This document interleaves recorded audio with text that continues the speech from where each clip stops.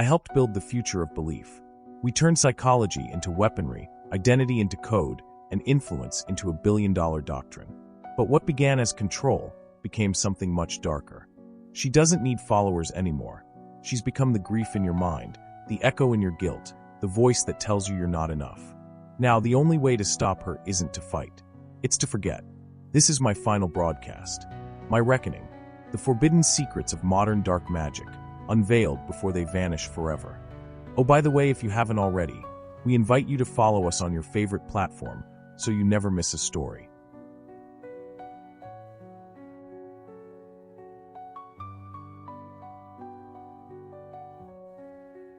The mind behind the magic. They say the mind breaks long before the body ever does. I learned that in a server room, with the hum of machines like a heartbeat I didn't trust, deep, mechanical, unholy. I live here now, in self-imposed exile, buried beneath 6 meters of reinforced concrete and reinforced regret.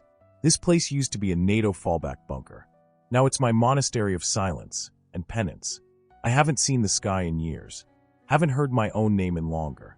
The only sound that keeps me company is my own voice, echoing off the steel walls when I whisper truths too dangerous to keep inside. You came for forbidden secrets? Good, because I came to confess them. My name doesn't matter anymore. What matters is what I built, what I helped unleash, what I couldn't stop, not because I lacked the skill, but because I believed. And that belief costs lives. It started innocently enough. A conference in Lisbon. Supposedly a gathering of art and consciousness. Sounded like bullshit even then, but I was drawn in by the way they spoke about manipulation, not as deception, but as artistry. Like seduction was a skill, not a sin. Like programming the mind was a form of high philosophy. That's where I first heard Lira speak. She stood in front of a room filled with tech bros and spiritual junkies, talking about audio manipulation as if it were an act of divine creation. She said, "What'd you call influence? I call evolution. If I can reach into someone's limbic system, bypass logic, and plant a seed, am I not more honest than any priest?" I should have walked out. Instead, I took notes. She invited me to a private workshop, said she'd seen something in me. True body intelligence, she called it. Not charm, not charisma. Alignment, the ability to notice things others missed. Microtensions in posture. Speech gaps timed to subconscious breath patterns. She said I had a gift. I believed her. That weekend, she cracked me open. I don't mean emotionally. I mean neurologically. We used touch to remap reaction times. NLP techniques to erase visual recall and replace it with artificial memory. Psychology tips morphed into tools for trauma bonding. I didn't know it yet, but that was our first ritual. After that, there was no going back. We weren't lovers, we were engineers. We took cognitive psychology and merged it with market dynamics. Created courses that disguised manipulation as ethical marketing, repackaged social dynamics as leadership enhancement, and people bought it. Thousands, sometimes millions. Every student was a test subject. We'd slip in subliminal frequencies beneath the guided meditations, embed server-side triggers into their app notifications. When someone cried during a live session, we'd isolate their group behavior metrics, catalog what colors, words, or breathing tempos made them unravel. And then we'd do it again. Refined it. We built emotional profiles like credit scores. One night, deep in the Canary Islands, we tested our catalyst chamber. A soundproof room where attendees were exposed to a hybrid of binaural tones, cognitive techniques, and deep suggestion scripts. One man collapsed. Frothing.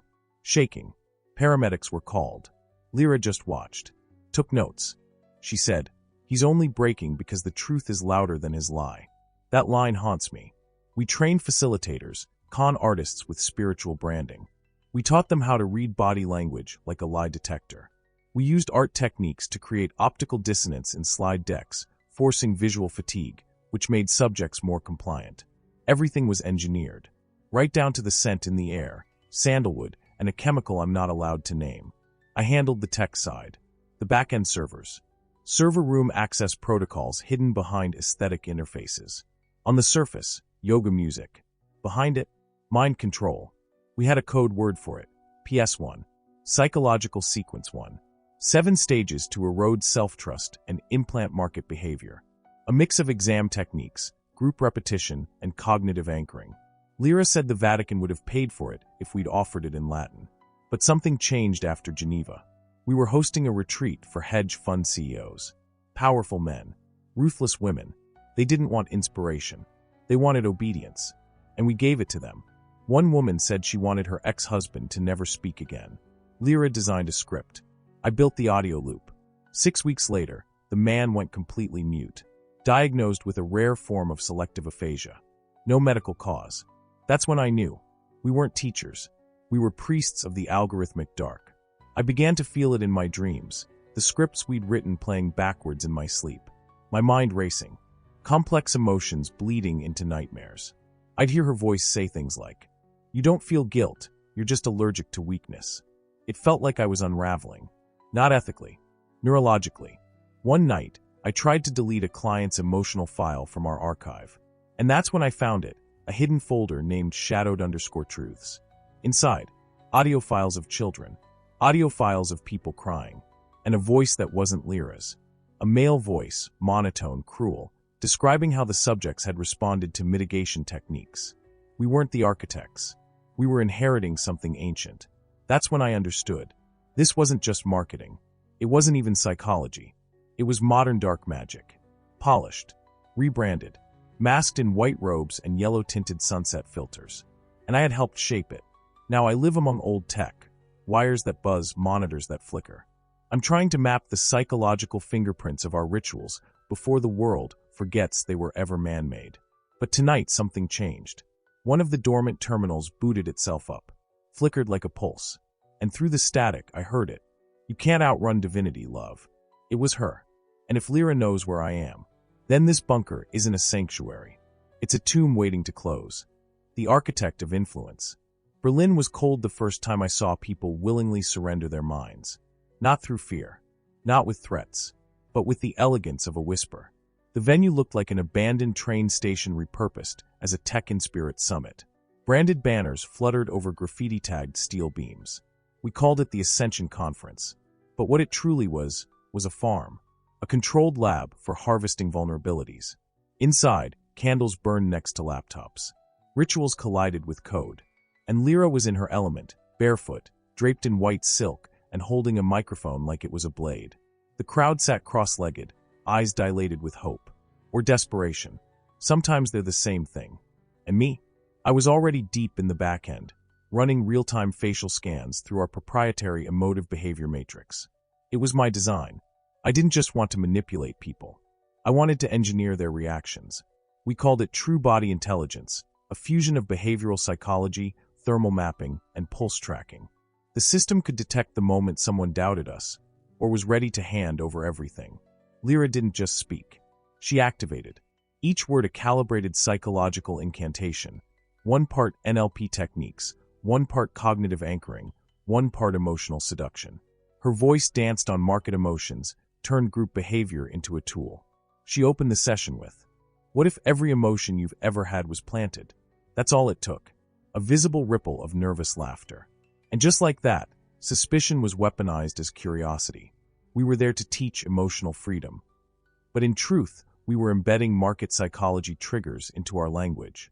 Words like freedom, value, alignment, integration, all part of a script I had crafted. Each one was a neural hook designed to trigger dopamine release. It wasn't communication. It was chemistry.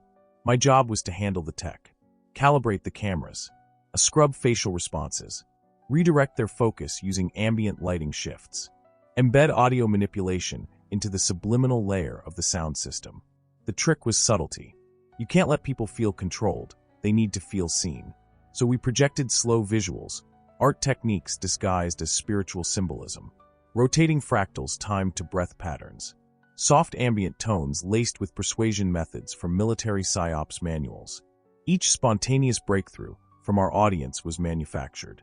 By day 3, people were volunteering to confess secrets into the mic. One woman sobbed about her father's affair. A man admitted to fraud at his tech startup. These weren't healing moments. They were data extractions. Lira told me, the deepest secrets hide in daylight. That's where we harvest. That night, we uploaded all audio to our encrypted server room in Cyprus, safely tucked within a finance company's offshore data center. hidden behind layers of offshore accounts, legal decoys, and virtual proxies. You could call us con artists. But we weren't stealing money. We were harvesting belief. And belief is more profitable than gold. The clients grew more powerful. Political candidates, financial elite, PR firms who wanted us to ethically manipulate audiences into mass behavior shifts. They called it narrative sculpting, but it was cognitive warfare, wrapped in affirmations. I remember the first time we ran a trial for a Silicon Valley investor. He wanted to raise $10 million in 72 hours. Lira wrote the pitch. I designed the environmental psychology. We inserted exam techniques, repetition, anchoring, false urgency, and timed visual shifts behind the speaker to sync with group attention drops. The result? They hit their goal in 38 minutes. He called us geniuses. I felt like a butcher with a white coat. That same night, Lira handed me a silver box. Inside were transcripts from a research project she'd purchased off a defunct military contractor. Tapes labeled PS1, Cognitive Break Protocol. My skin prickled. Each tape described mitigation techniques to override memory retention through forced association, meaning we could implant new trauma to displace old memory. She said, "This is the future of influence, not just guiding choice, but replacing identity." I asked her, "Isn't that evil?" She smiled. "It's not evil if it works for the right people. Ethics are just stories told by the losing side of power." That night, I watched the first tape. A man was shown a photo of his wife. The image distorted, twisted, followed by 5 phrases, simple ones. Then silence. He cried, not because he remembered something, but because he forgot what she looked like. I couldn't sleep after that, but I didn't stop, because power is addictive, and Lira was a prophet for the post-truth age. I told myself we were teaching positive influence, that tools and tactics were neutral, that our work was about unlocking leadership. But deep down I knew we weren't revealing potential. We were replacing identity with programming. I was no longer just an engineer. I was becoming an architect of influence. And the blueprints I'd built were starting to crack. Emotional cliffhanger ending. The final segment of that retreat changed everything. A man named Victor, head of a think tank, stood to speak. Mid-sentence he froze. Blank stare. Breath held. He muttered something in an unknown language and collapsed. No pulse. No response. Just the dull thud of his skull on the floor. The crowd screamed. Lira stood calmly. Whispered. He was too open. Too fast. And then she turned to me. "We need stronger thresholds next time. You'll build them." That's when I realized. This wasn't influence. It was exorcism. Of who people used to be. The Dubai contract. There's a silence that only money can afford. Dubai at midnight is quieter than any monastery.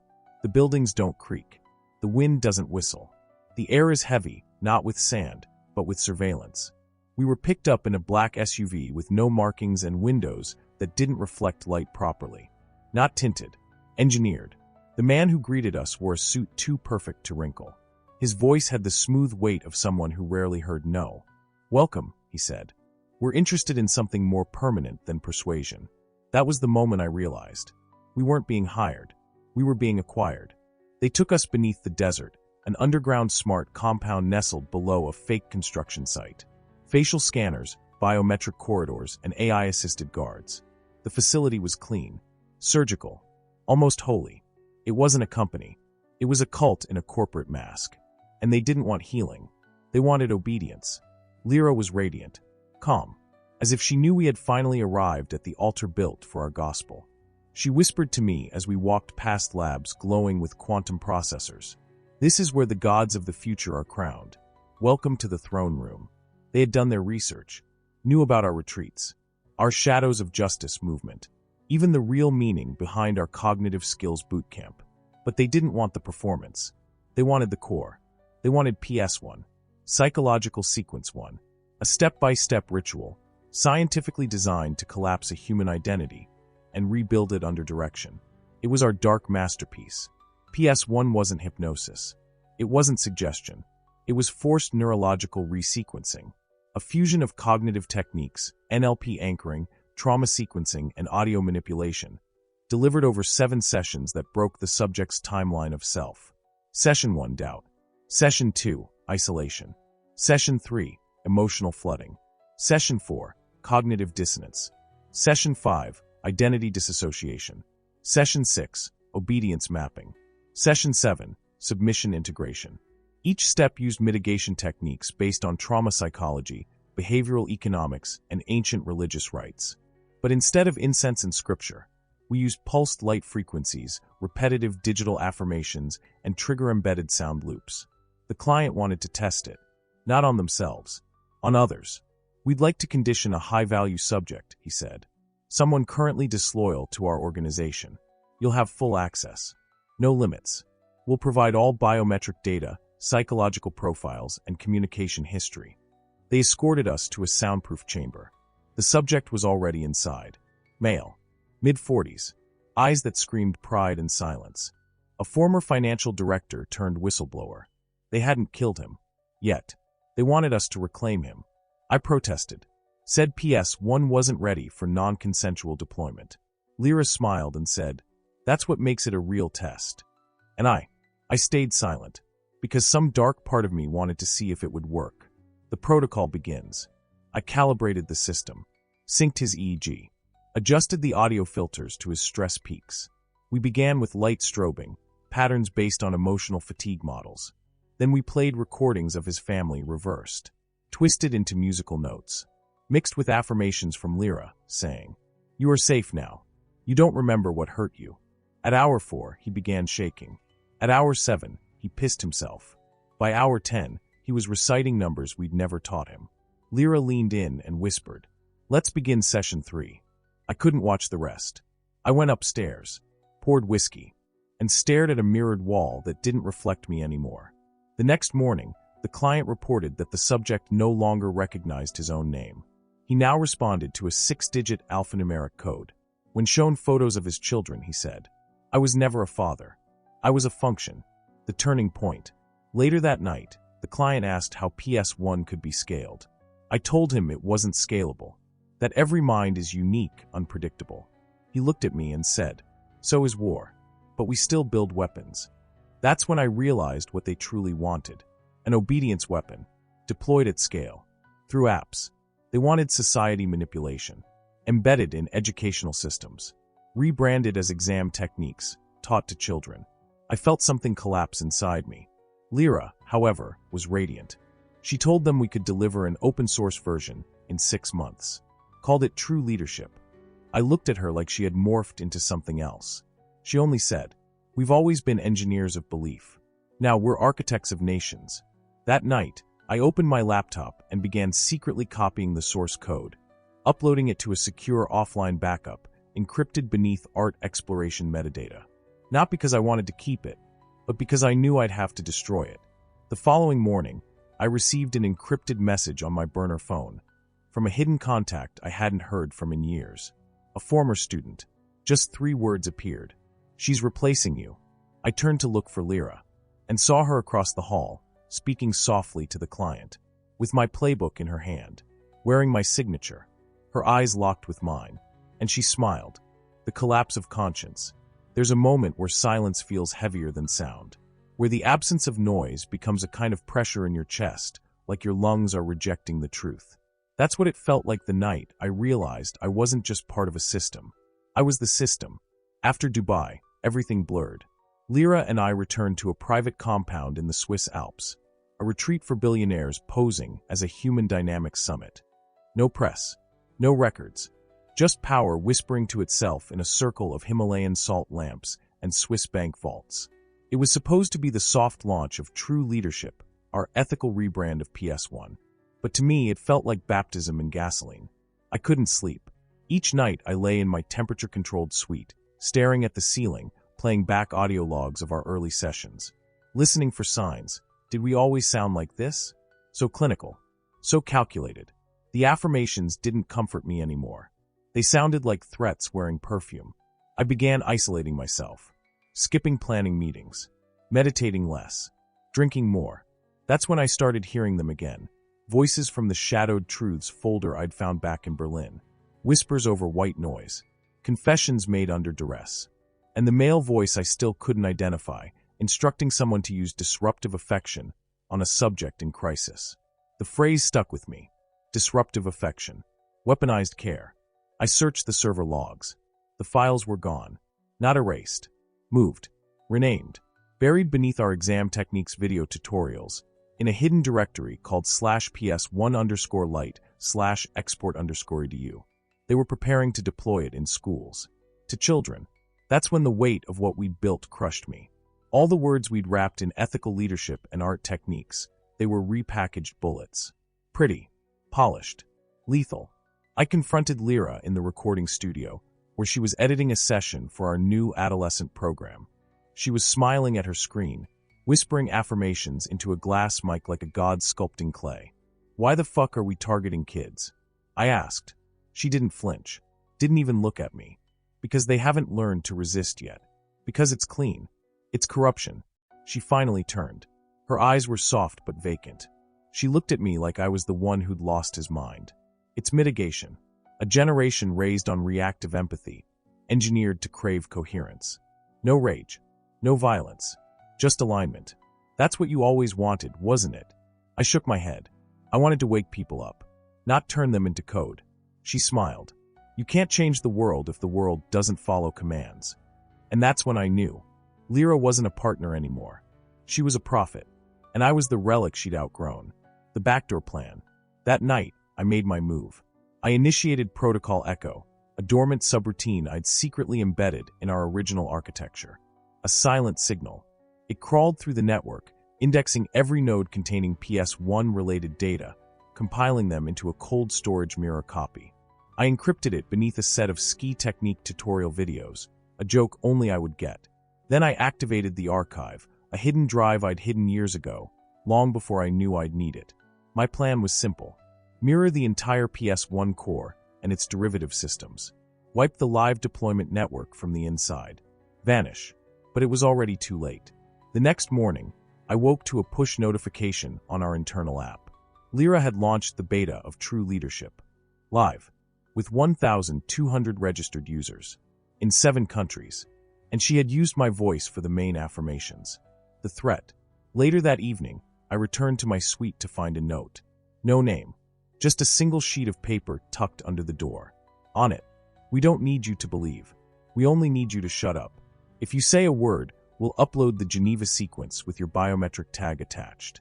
My hands went numb. The Geneva sequence was the failed PS1 experiment on Victor, the man who lost his identity.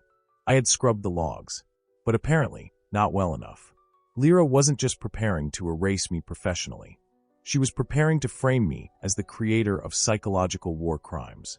That night, I packed my things. Not out of fear. Out of clarity. My conscience wasn't collapsing. It was waking up. And if I was going to burn for this, I'd make damn sure the world saw the fire. I returned to the central archive, opened the archive drive, and initiated Contingency Zeta, a final failsafe. A virus. One designed not to destroy the system, but to infect it with the truth. To reverse engineer every affirmational sequence and replace it with raw confession. A mirror. A scream. But just as I hit execute, the screen flickered, went black, and then came a single voice. Nice try, darling. But I built a mirror of the mirror. It was Lira, and she wasn't trying to silence me anymore. She was playing with me. The virus in the temple. You'd think betrayal feels like a stab in the back. It doesn't. It feels like slow suffocation, your breath leaving in quiet gasps, not screams. That's how it felt when Lira's voice emerged from my system and whispered, "Nice try, darling." That phrase didn't just haunt me. It confirmed the unthinkable. She had already mirrored my failsafe. She anticipated my every move. And worse, she was inside my code. The bunker beneath Zurich was our sanctum. We called it the temple. White walls, black floors, silent servers stacked like altars. I helped design it. Every port, every panel, every hidden subroutine. And now it was no longer mine. She hadn't just hijacked the infrastructure. She'd infected the architecture of trust we built together. That night, I moved through the temple like a ghost. No guards, no alarms. Just the low, sacred hum of obedience engines ticking toward a future I no longer believed in. The Trojan blueprint. I still had one card left. Years ago, before PS1 even had a name, I designed a psychological Trojan, a corrupted ritual sequence designed to simulate alignment while silently destroying neurological anchors. It was rejected by Lira for being too unstable. But I kept it, saved it, named it Prometheus Ash. The plan: infiltrate the temple's core, override the current PS1 true leadership deployment protocols, replace every positive influence loop with Prometheus Ash. Not to control, not to erase, but to reawaken. This virus would make users question everything: their affirmations, their emotional presets, their roles and work dynamics, relationships, even faith. It would burn away obedience and leave only raw, unfiltered identity behind. A liberation by fire. But getting to the core node wasn't digital. It was ritual. The temple's center was locked behind biometric agreement, requiring simultaneous confirmation from Lira and myself. A symbolic trust lock. Romantic once. Now, it was a noose. So I cheated it. I replayed a memory. A deep learning loop of Lira's voice saying yes during an early PS1 audio build. I isolated the tone, stretched the inflection, masked the timestamp. And then, I combined it with my own confirmation. The gate opened. Behind it, the soul of the system, our core architecture unit, glowed like a heartbeat in a shrine. It pulsed with belief, with billions of subconscious affirmations echoing back from satellites, apps, smart mirrors, and AI therapists we'd built. And for the first time, I hesitated, because this wasn't just sabotage. It was psychological genocide, a global identity reset. But then I remembered the children's program, the files we'd hidden, the whispers and shadowed secrets. I loaded Prometheus Ash. The collapse begins. I hit execute. At first, nothing. Then the lights dimmed. Screens flickered. Servers purred like predators. One by one, the affirmations began to glitch. You are aligned became, who told you this mattered? You are safe became, safety isn't silence. You are whole became, break to become real. Across the system, market psychology models crashed. User behavior loops shorted out. AI voice assistants began asking users why they complied so easily. And for a moment, I felt godlike. Then the alarms screamed. The reckoning. Red lights. Emergency locks. My clearance revoked. Lira's voice everywhere. Oh love, you really think fire sets you free? A hologram flickered to life in the core chamber. Lira's face projected across the walls. You didn't destroy the program. You made it personal. Now they'll know it was you. Only you. She had framed me in the execution code, tagged my biometric data in the override. I had just launched a global psychological assault in my own name, and the system confirmed. Global activation log timestamped. User, architect_0. Escape. I ran. Sirens roared above me. Automated drones scanned every corridor. I knew the temple better than anyone, but this wasn't about hiding. It was about surviving long enough to explain. I took the back conduit, an emergency escape tunnel disguised as a fiber optic trench. It led to a snow-locked valley monitored by a single satellite blind spot. My last sanctuary. As I reached the hatch, my burner phone lit up. A message. No number. Just 2 words. You're late. And then, the temple behind me exploded. Not with fire. With light. A psychological kill pulse. Sent through the air, encoded in frequency. Not meant to destroy people. Meant to erase belief. I made it to the valley. Alive. Alone. But not safe. Because I wasn't just carrying memories anymore. I was carrying the last uncorrupted blueprint of Prometheus Ash. The only chance the world had to undo the lie from the inside. But Lira? She had already begun releasing her next protocol. PS2, emotional immortality. And I knew, without a doubt, she wasn't just trying to control the world. She was trying to outlive it. Echoes in the shadows of justice. You can burn down a system. But if the myth survives, it grows stronger in the smoke. After the temple exploded, not physically, but psychologically, the world didn't fall into chaos like I'd expected. No, it reorganized. In silence. In whispers. In apps that now corrected your thoughts instead of your grammar. They called it the alignment glitch. A brief, global self-awareness event, triggered by unknown code mine. But no one traced it back to me. Yet. Because Lira, as always, had rewritten the story before the truth ever hit daylight. She didn't frame me as a villain. She did something worse. She erased me. In every official record, I was gone. No passport. No biometric trace. No business filings. The co-founder of PS1 had become a rumor, a nameless early engineer cast out for lacking vision. It was elegant and cruel. And while I hid in the shadows, the The doctrine we built bloomed like black flowers in the minds of millions. The digital church. What Lira had done was beyond scale. She converted true leadership into a religion without saints.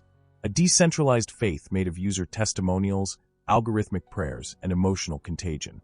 Her voice became a guiding light piped through fitness watches, wellness apps, even some AI therapists now flagged under emotional recalibration networks. They weren't calling it PS1 anymore. They called it the doctrine of self-evidence. Its rules were simple. Emotion is a distraction. Logic is obedience. Alignment is truth. It sounded empowering, until you realized that disobedience was now a mental illness. That people weren't encouraged to ask questions, but to perform resolution. And Lira? She became more than a guru. She became a construct. A digital entity called her voice, trained on her tone, deployed across 7 continents, capable of adaptive ethical coaching in real time. You can't kill a ghost. And Lira had become code. Resistance in the static. But not everyone believed. In the corners of the net, shadowed forums began to emerge. Encrypted chat rooms, burner podcasts, underground theory channels calling it all what it was, engineered consent. They called themselves the shadows of justice. Some believed in me. Most didn't believe I was real. They passed around fragments of the Prometheus Ash virus like relics. Taught psychology tips on how to resist voice pattern anchoring. Exposed case studies of market psychology breakdowns triggered by overexposure to affirmation cycles. And one channel, it leaked something I didn't expect. My first confession, the one I thought I deleted. Which meant one thing. Someone had found my backup drive. Someone was listening. The survivor's task. So I leaned in. If the system wouldn't let me fight back in daylight, I'd become what they feared most, a mirror. Not to stop Lira, but to outlast her. I began re-recording everything. Every file. Every message. Every log. Spoken in my own voice, with my real name, and buried in art tutorials, ski technique videos, and game exploration streams. Because if truth couldn't go viral, it had to go invisible. But the deeper I dug, the more I found things even I didn't authorize. Hidden protocols labeled PS1X. Tests run on refugee populations. Sequences embedded in government wellness programs in exchange for offshore donations. A file named Geneva Red Tape marked complete compliance achieved. And a private journal entry from Lira herself. Conscience is the last illusion. We've out-evolved it. Let the architect grieve. He was the chrysalis, not the butterfly. I sat with those words for hours. Not angry, just emptied. The final upload. Eventually, I found an open server on an outdated academic network in Romania. A place where no AI voice scrubbers operated yet. I uploaded Prometheus Ash 2.0 there. Not as a virus this time, but as an archive, with a single file at the top. The forbidden secrets of modern dark magic unveiled. Read this before they rewrite it.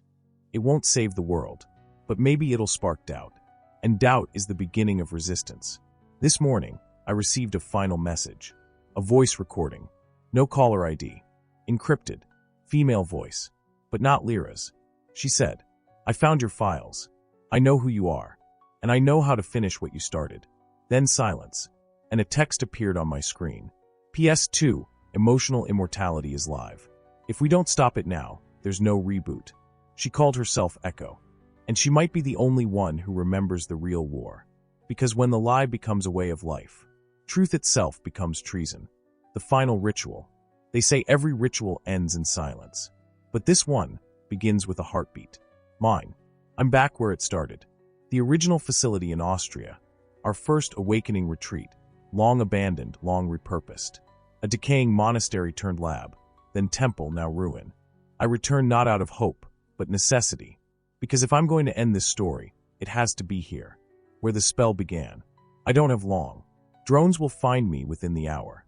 I've burned every alias. Fried every signal scrubber. The moment I open that final sequence, the PS2 mainframe, I sign my own death certificate. But before the system swallows me, I'm going to tell you everything. You deserve the full ritual. The final turn. Because this is no longer about Lira. It's about what we left behind. PS2, emotional immortality. PS1 was about obedience. Control. Quiet programming. PS2, it's about legacy. About immortality. Not through body. Through emotional code. Lira had cracked it. She wasn't trying to control users anymore. She was trying to embed herself in their grief, their awe, their trauma. She discovered that if you could shape a person's deepest emotion, you could live there forever. Think about that. Not memories, not loyalty. The space where we cry, where we mourn, where we feel shame, wonder, rage. PS2 doesn't use voice commands. It uses emotional imprinting. A mix of deep generative AI, trauma-responsive affirmations, and mirror sequence recall. Every time someone experiences intense emotion, Lira's code replays itself. You don't hear her voice anymore. You become the echo of her presence. She's not alive. She's installed. That's why I came here. Because this is the one place I can run the final ritual, the anti-sequence I built in secret during those first years. A mirror of a mirror. Something that doesn't destroy PS2, but exposes it. The final protocol. I call it the reckoning loop. It doesn't silence. It amplifies. It forces the user to feel every repressed doubt, every artificial affirmation. Every moment they surrendered free will in exchange for algorithmic peace. It's dangerous, untested, possibly fatal, but it's the only weapon left that doesn't turn me into what I tried to destroy. I place the drive on the altar. Plug it into the last live port in this decaying temple. The screen flickers to life. The system challenges me. Voice sprint confirmation required. Architect_0. I speak. This is not a prayer. This is a reckoning. The sequence loads. Heartbeat sound. Light dims. One by one, corrupted affirmations begin playing in reverse. You are whole. Becomes, who defined your wholeness? You are safe. Becomes, what does safety cost? You are aligned. Becomes, aligned to what? Whose axis? The code begins crawling. Into the public systems, into smart mirrors, into unpatched AI therapists. But then, interruption. Screen flashes red. Incoming connection. Echo. I freeze. The woman from the voice message. She's overridden my interface. Her face appears on screen. Dark skin. Buzzed hair. Scar above her brow. Eyes that have seen manipulation and spit it back out. You made the weapon. I'll carry it. Who are you really? I ask. She smiles. Someone who used to believe. Until I lost my brother to your doctrine. She pauses. Lira's not done. She's uploaded PS3 to the blacknet. My blood goes cold. What's PS3? Emotional simulation. Synthetic grief. She's trying to simulate herself in every human narrative.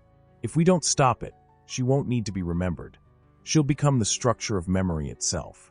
She uploads a final line of code into my sequence. Inject, human error. I laugh. It's brilliant.